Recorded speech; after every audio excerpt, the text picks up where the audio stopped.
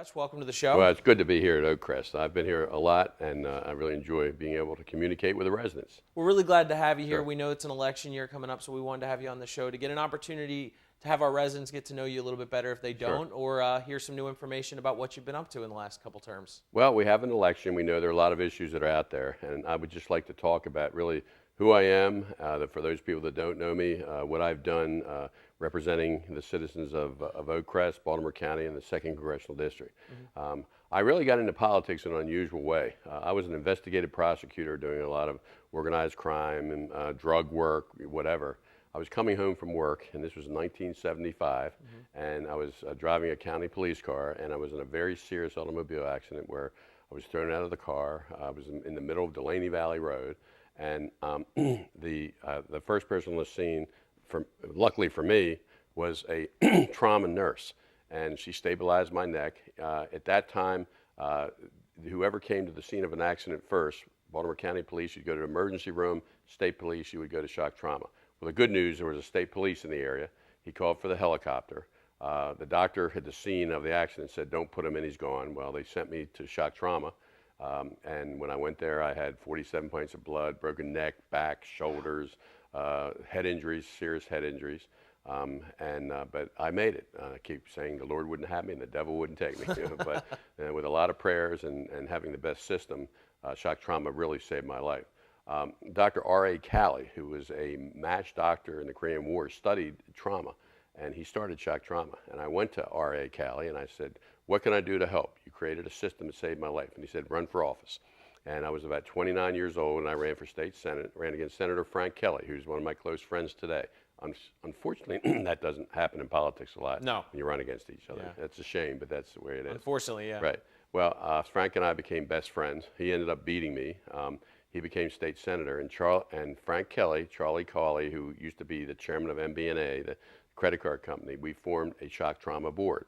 And eventually I ran for Baltimore County Council, and we all worked together to bring shock trauma's new building and helicopters. And shock trauma to this day is considered the best trauma system in the world. Trains doctors and nurses to go to Iraq and Afghanistan and all of the hot spots. So I ended up running for county council. I did that for 9.5 years, representing the more northern area of Baltimore County. And then I ran for county executive. And when I ran for county executive, we're very proud of our accomplishments. I see myself as a person that I really feel strongly about watching money, creating jobs. That's very important. And when we were Baltimore County, we were rated by Governing Magazine. That's the major magazine that writes about counties and cities, one of the top 4 managed counties in the country. For those of you who know what AAA bond rating is, that's when the rating houses rate you. And if you have AAA, there are only about 35 out of 3,000 counties that have AAA. We got our AAA bond rating, which means when we borrow money to build buildings and whatever, we get the money cheaper.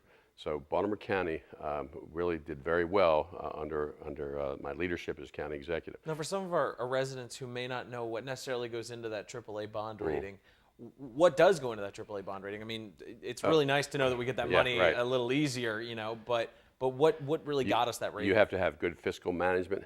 Okay. You have to be able to create jobs. My predecessor didn't make jobs a priority. I did. We went from 800 jobs to over 47,000 new jobs in the 8-year period. They look at your jobs. They look at your rainy day fund, the fact that you save money if there's a problem. They look at how you manage, that you don't create debt. Because under charters of local governments and state government, you always have to balance your budget. That's a good thing. Right. I think that's the way it should be in Washington too, but it's not. So the AAA bond rating really is just good quality fiscal management, and there are very few jurisdictions that do have that. The state of Maryland also has a AAA bond rating. So that's something that's very positive. So in my experience as a county executive and managing, including teachers, close to 22,000 people, you learn a lot about management, about quality of management, hiring good people. This is important. I think what gave me the ability to do the good job as county executive to get those honors, I'm one of the few people that I know in politics that before I got into politics, I made a payroll. Right. So I knew about business. And business is what creates jobs, and business is not the enemy. We have to come together with business to create the jobs. And right now, in this economy that we're in, the jobs are the number one issue. Right. What I really think is the number one issue is to help small business who banks need to start lending them money. And right. small business has the work, but they can't get lines of credit to pay their employees or whatever. But that's an issue that we also have to deal with. So anyhow, after the county executive, I ran for Congress, and I was very lucky. My first year, I was the first freshman Democrat to ever get on the House Select Intelligence Committee. That's the committee that oversees all of NSA, CIA, all the space program. You might have heard of cybersecurity. Right. We oversee all those agencies, and as a result of that, we work very closely with the military. We oversee the military intelligence. I've been to Iraq 6 times, Afghanistan, Pakistan, over 45 different countries to go to the front line and deal with the troops and find out what the troops and all our intelligence agencies, CIA, NSA, need to protect us and our national security against terrorism. I like action, and I was a former prosecutor, and I'm now chairing a committee, the committee called Technical and Tactical Committee, and that's the committee that oversees all of the space program. We're the most powerful country in the world because we control the skies. Right. When Sputnik came out years ago, and we responded by putting a man on the moon in 8 years, and our country created rocket science. Well, now Russia and China are getting very close to trying to overtake us, and we can't let that happen. So right.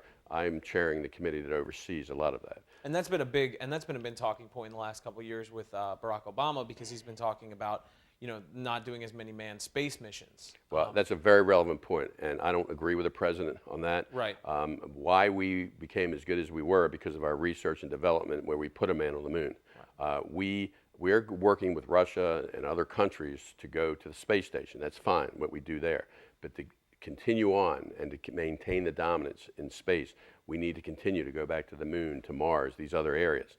You know, at one time, astronauts were as popular as NFL football players. Right, People don't know that anymore. And I'm very worried about China. China has a lot of money now. They're doing well. And they're partnering with Russia.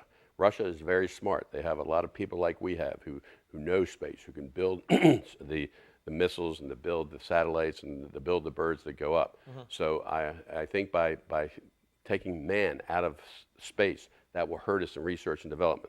Now, because I'm chair of the Technical Tactical Committee, and I'm also on the Appropriations Committee, that's the Money Committee, we're able to move forward and to try to work with the administration. I just met with the director of NASA, Admiral Bolden, that was about 3 weeks ago, trying to find a way so we can get man back into space. We cannot let China or Russia get ahead of us as it deals with the sky. It's a national security issue. And it also means that when you don't have man in space and to move to the next level, whether it's Mars, whether it's asteroids, whether it's the moon, whatever, then you won't have people ready to become astronauts again. It sets us back. So I think some of the people in the Obama administration making that decision, they're very smart intellectuals, but they need to talk to the front line. They need to talk to Congress. So I'm working with Republicans and Democrats to try to turn that issue around. I mean, at the same time, I mean, I think in my opinion, it shows an exploration. It shows that we're reaching out. You know, I mean, back in the 1700s when we were expanding out across the country, that was our progression. Now it almost feels like we've kind of looked at everything on Earth. Let's see what we can do and beyond.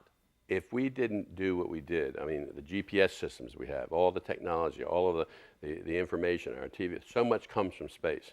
It also, we find out what our enemies are doing, being able to use our satellites to take pictures of what North Korea is doing, what is Iran doing, what's going on in different parts of the world, what's Al-Qaeda doing.